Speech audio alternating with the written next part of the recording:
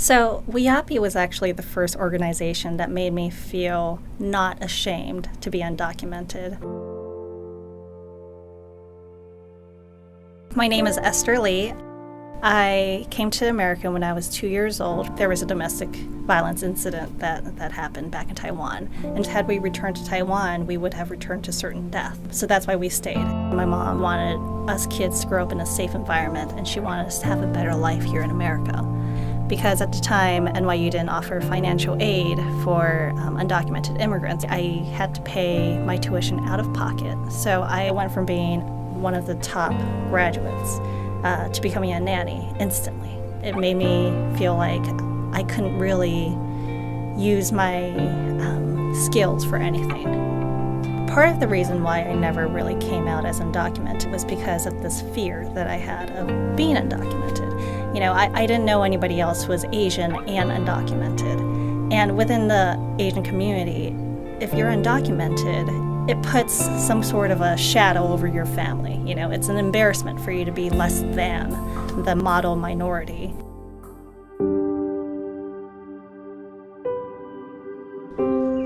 It makes no sense to expel talented young people who, for all intents and purposes, are Americans.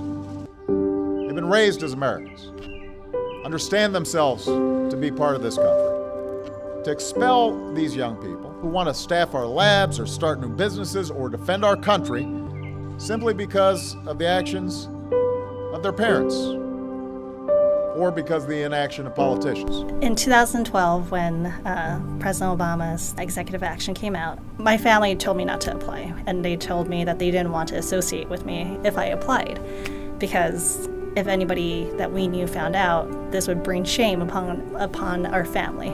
This really affected me a lot. I love my family, but I also want a chance at a future where I can pay taxes, where I can have a stable life.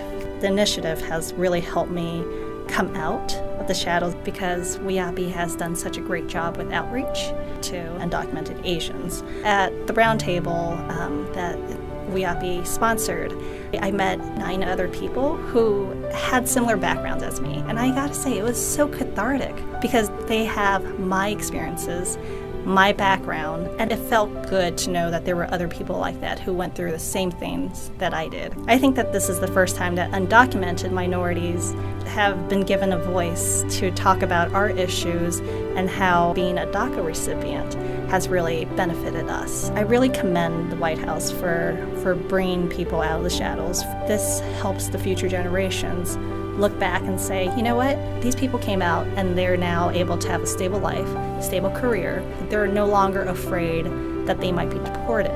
This is something that we should do too.